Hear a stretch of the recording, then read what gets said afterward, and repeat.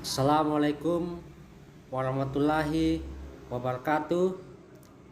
Perkenalkan, nama saya Albert Pewarangan, NIM 1831041172 dari kelas Peceskes Rek E 2018, jurusan Pendidikan Jasmani, Kesehatan dan Rekreasi, Fakultas Ilmu Keolahragaan, Universitas Negeri Makassar.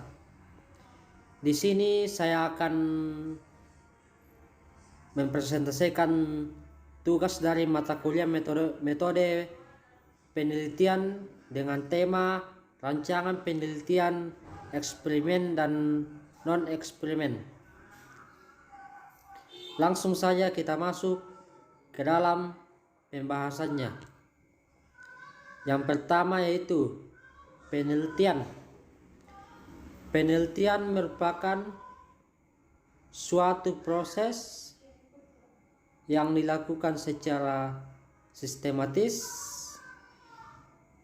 dan objektif yang melibatkan unsur penalaran dan observasi untuk menemukan, memverifikasi, dan memperkuat teori serta untuk memecahkan masalah yang muncul dalam kehidupan. Kemudian, riset atau penelitian yang sering dideskripsikan sebagai suatu proses investigasi yang dilakukan dengan aktif, tekun, dan sistematis, yang bertujuan untuk menemukan, menginterpretasikan, dan merevisi fakta-fakta.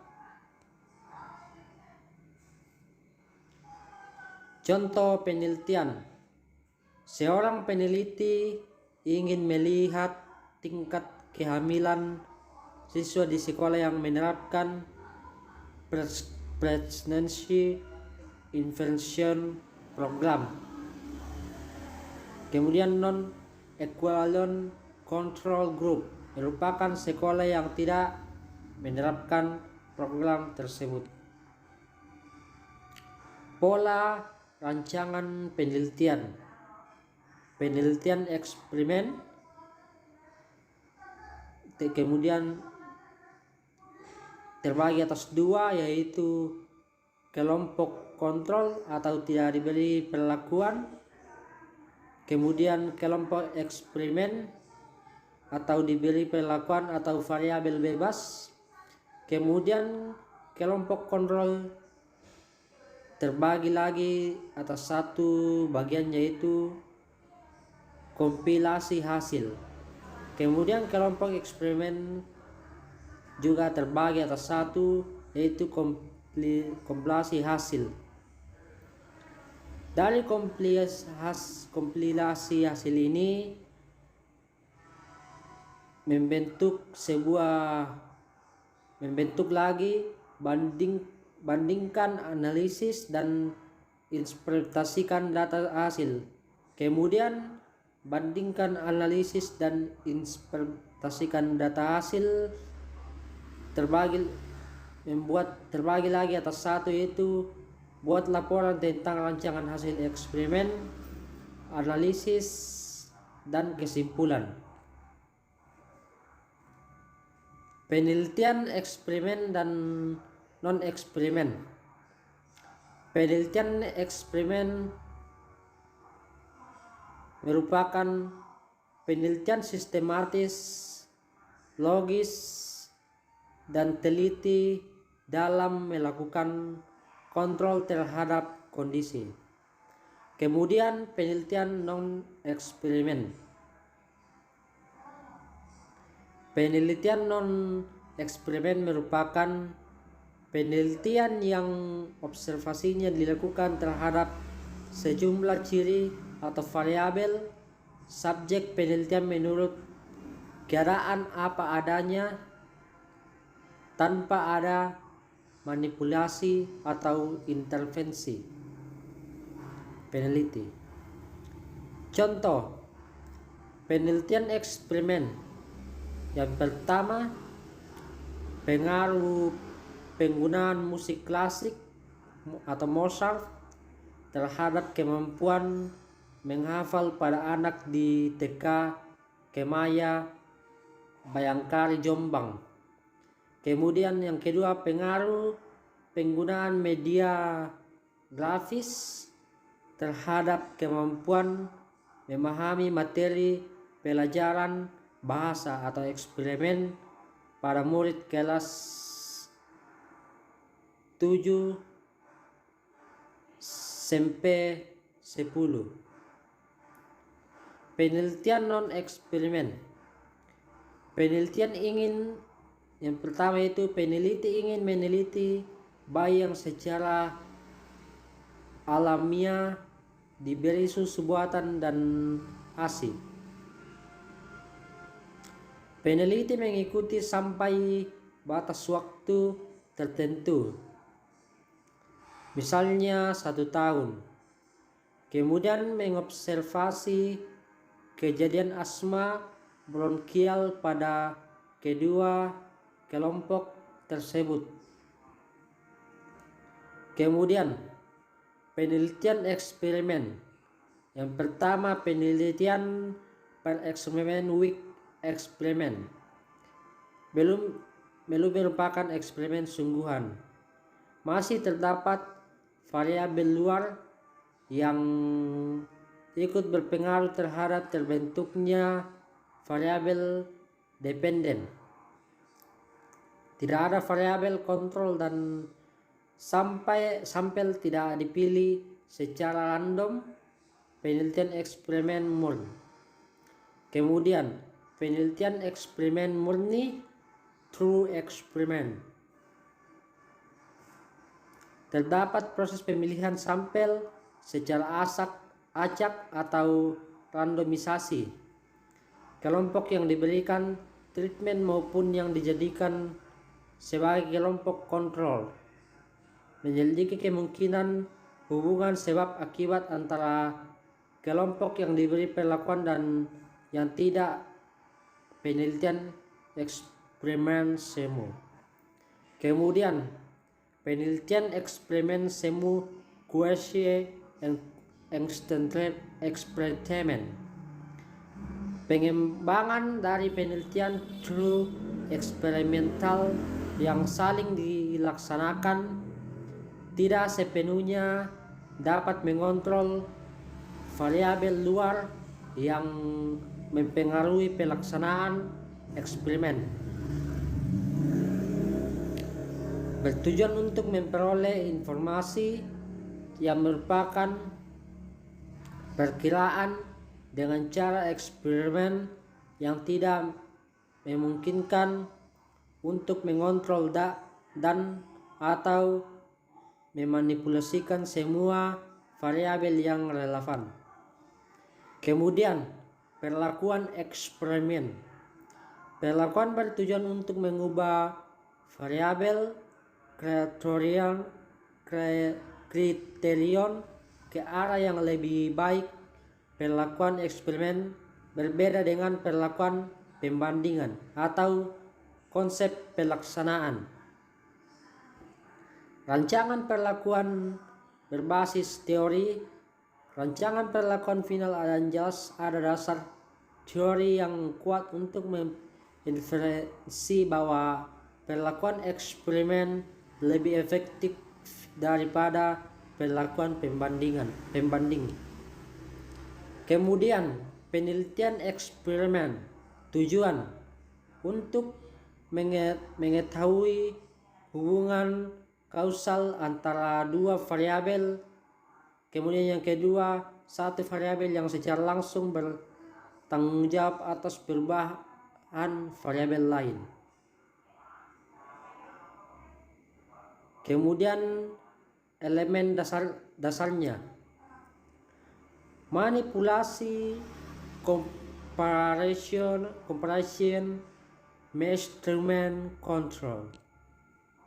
Kemudian penelitian non-eksperimen. dibagi menjadi 3 bagian, yaitu jenis penelitian, karakteristik, tujuan. Yang pertama jenis penelitian deskripsi. Karakteristiknya merupakan akumulasi data dasar dalam cara deskriptif semata-mata yang tidak perlu mencari atau menjelaskan saling hubungan, menguji hipotesis, membuat ramalan, mendapatkan makna dan implikasi, meskipun penelitian yang bertujuan lebih kuat untuk menemukan hal-hal kemudian tujuannya untuk menggambarkan secara sistematis fakta dan karakteristik objek atau subjek yang diteliti secara tepat. Kemudian yang kedua, penelitian tindakan. Kemudian yang kedua, jenis penelitian tindakan, karakteristik praktis dan secara langsung relevan dengan situasi aktual dalam dunia kerja, subjeknya, para siswa, staf atau yang lainnya. Kemudian tujuannya mengembangkan keterampilan atau pendekatan baru dan untuk memecahkan masalah-masalah dengan penerapan langsung di kelas atau dunia kerja. Kemudian yang ketiga, penelitian historis. Kebanyakan menggunakan data yang diobservasi oleh orang lain atau data sekunder. Kemudian tujuannya membuat rekonstruksi masa lampau secara sistematis dan objektif dengan cara mengumpulkan, mengevaluasi, memverifikasi, serta mensintetiskan bukti-bukti untuk menegakkan fakta, memperoleh kesimpulan yang kuat. Kemudian yang keempat, jenis penelitian ex post facto. Karakteristik penelitian untuk mengekspos suatu kejadian setelah variabel bebas terjadi. Tujuan mengetahui dampak variabel bebas kepada variabel terikat, tetapi data variabel bebas dan terikat sudah tersedia. Kemudian penelitian korelasional. Karakteristik penelitian yang dilakukan jika membutuhkan informasi hubungan antar variabel, di mana variabel yang ingin diteliti kompleks dan tidak mungkin melakukan kontrol atau manipulasi variabel. Kemudian tujuannya mengetahui derajat hubungan antara suatu variabel dengan variabel lain tanpa melihat hubungan sebab akibat. Kemudian yang terakhir atau yang keenam, jenis penelitian kausal komparatif. Karakteristik merupakan penelitian alternatif jika penelitian eksperimen tidak dapat diterapkan karena alasan etika, aturan, dan sebagainya. Kemudian tujuan mengidentifikasi pengaruh variabel yang satu terhadap variabel lainnya dan mencari kemungkinan variabel penyebabnya.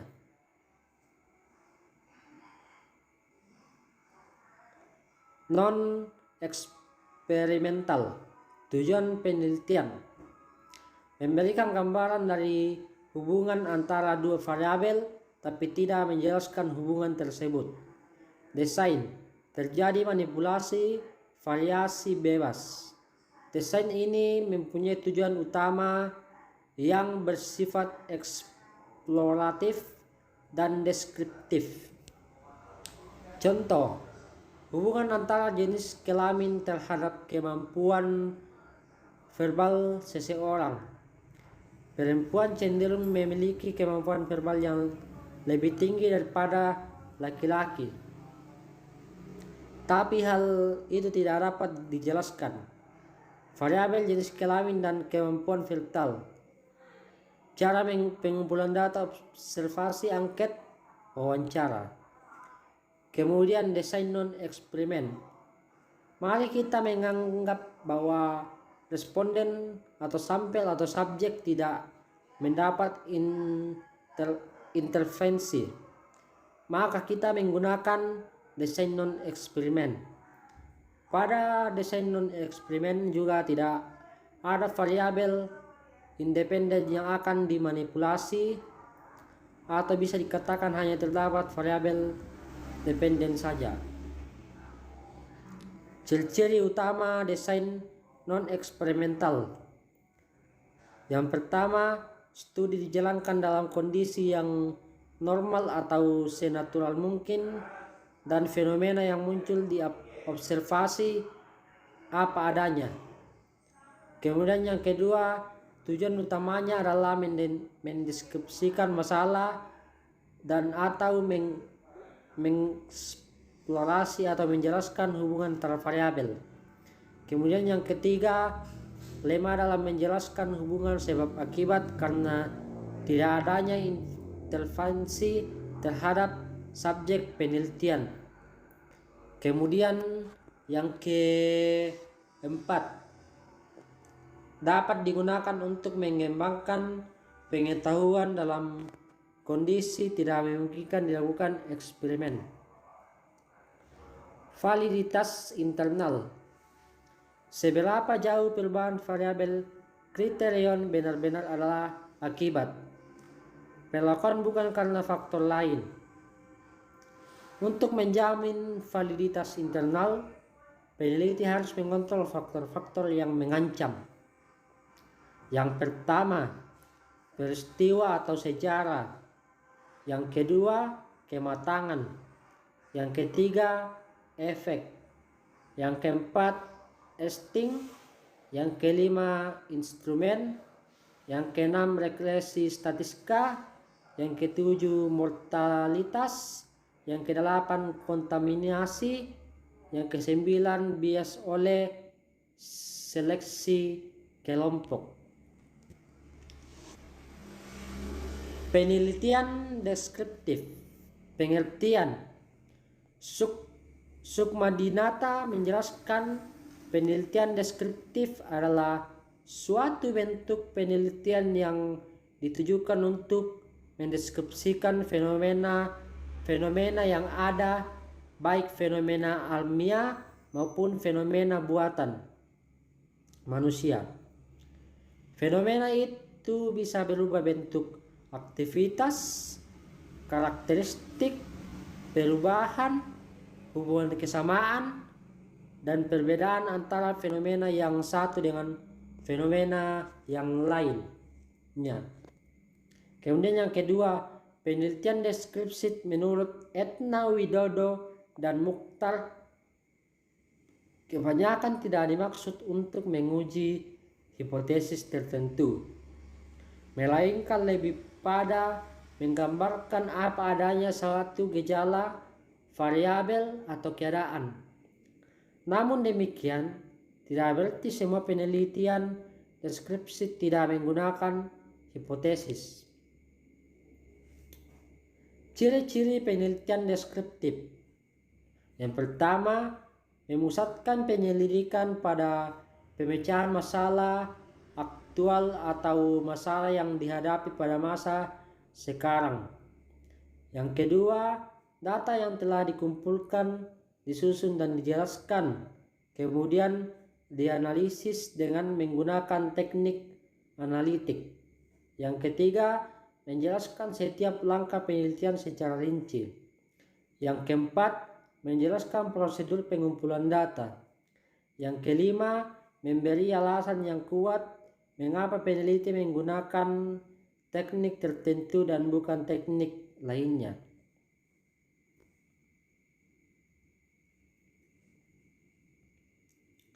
Pengertian desain penelitian. Secara operasional, desain penelitian merupakan sekumpulan langkah-langkah logis yang dipilih peneliti untuk menjawab pertanyaan penelitian. Sehingga desain penelitian merupakan penjabaran dari hipotesis penelitian atau tujuan penelitian atau pertanyaan penelitian. Dalam mempelajari metodologi penelitian, sering sulit dibedakan pengertian antara jenis penelitian dan desain penelitian. Beberapa kalangan akademisi menyepakati bahwa jenis penelitian terbagi menjadi dua kelompok besar, yaitu penelitian kuantitatif dan penelitian kualitatif. Sementara untuk jenis kualitatif, dalam riset kesehatan masyarakat, desain penelitian terbagi menjadi dua jenis, yaitu eksperimen dan non-eksperimen dan epidemiologi. Kemudian desain penelitian. Yang pertama, penelitian survei study. Jenis ini merupakan studi pengumpulan data yang relatif terbatas dari kasus-kasus relatif besar jumlahnya. Tujuannya adalah untuk mengumpulkan informasi tentang variabel dan bukan tentang individu berdasarkan ruang lingkupnya, atau sensus atau survei sampel, dan subjeknya hal nyata atau tidak nyata. Kemudian yang kedua, penelitian studi kasus, yaitu suatu penyelidik intensif tentang individu dan atau unit sosial yang dilakukan secara mendalam dengan menemukan semua variabel penting tentang perkembangan individu atau unit sosial yang diteliti.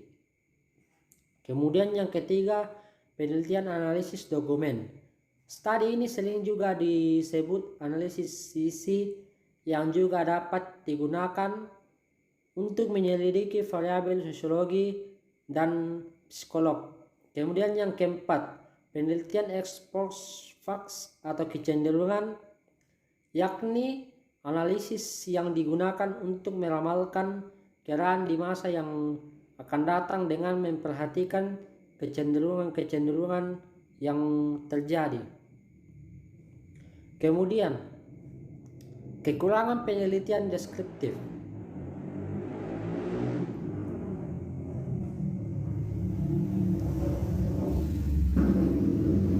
Penelitian deskriptif merupakan kuesioner dan wawancara sering kali memperoleh responden yang sangat sedikit.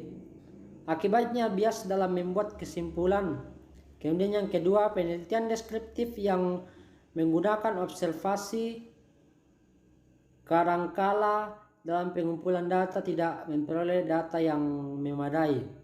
Kemudian yang ketiga, penelitian deskriptif juga memerlukan permasalahan yang harus diidentifikasi dan dirumuskan secara jelas agar di lapangan peneliti tidak mengalami kesulitan dalam menjaring data yang diperlukan.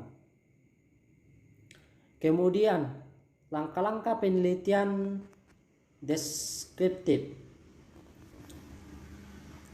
Yang pertama, mengidentifikasi adanya permasalahan yang signifikan untuk dipecahkan melalui metode deskriptif.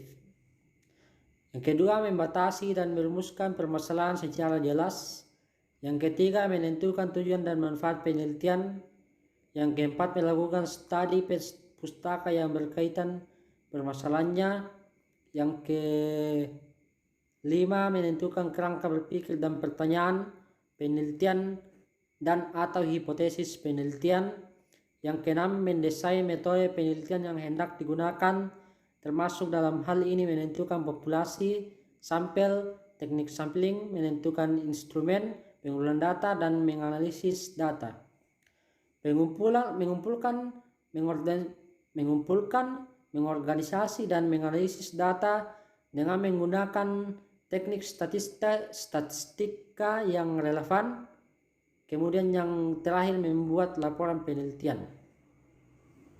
Kemudian korelasional research.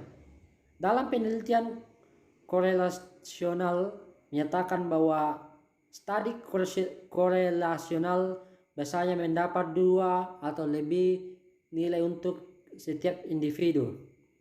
Pengukuran tersebut kemudian diperiksa untuk mengidentifikasi pola-pola hubungan yang ada antar variabel dan untuk mengukur kekuatan hubungan.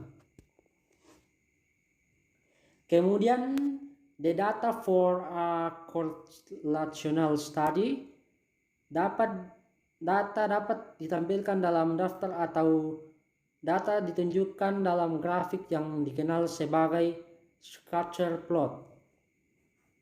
Kemudian comparing correlational, experimental, and differential research. Yang pertama, studi eksperimental melibatkan hanya mengukur satu variabel dan mencari perbedaan antara 2 variabel. Yang kedua, studi korelasional tidak mencoba untuk menjelaskan hubungan. Peneliti hanya mengukur 2 variabel yang berbeda untuk setiap individu. Kemudian penelitian mencari hubungan dalam set nilai. Kemudian yang terakhir, differential design menggunakan salah satu dari 2 variabel untuk membuat kelompok peserta dan kemudian mengukur variabel kedua untuk mendapat skor masing-masing kelompok. Kemudian application of the correlational strategy. Yang pertama production, yang kedua reliability and validity, yang ketiga evaluating theories, yang keempat interpreting a correlation, yang kelima the strength of a relationship, yang terakhir the significance of a relationship. Kemudian permasalahan, question and the truth vulnerable probe membantu peneliti kita untuk mengetahui adakah variabel ketiga dalam penelitian kita yang mengganggu. Yang kedua, kontrol natural, tidak bisa mengontrolling natural. Kemudian control by holding constant or matching. Yang pertama, holding variabel constant, meminimalisir variabel pengguna dengan memegang konstan variabel yang ingin diteliti, baik dengan cara manipulasi atau kontrol lingkungan. Yang kedua, matching false extras treatment conditions, meminimalisir kemungkinan hasil yang berlainan dengan cara membagi setiap sampel dengan proporsi yang tepat. Kemudian yang ketiga, control by randomization, pengacakan mengambil sampel dengan acak dengan cara tabel samping dan lain-lain. Kemudian quasi experimental research versus non-experiment research. Yang pertama, quasi experiment strategies, mengupayakan untuk meminimalkan ancaman terhadap validitas internal dengan mencoba untuk mengontrol. Yang ketiga, extraneous. Kemudian yang terakhir, confounding variable. Kemudian non-experimental strategi. Yang pertama, tidak mencoba untuk meminimalkan ancaman terhadap validitas peneliti. Ya, sekian video presentasi dari saya. Kurang lebihnya mohon dimaafkan. Wassalamualaikum warahmatullahi wabarakatuh. Terima kasih.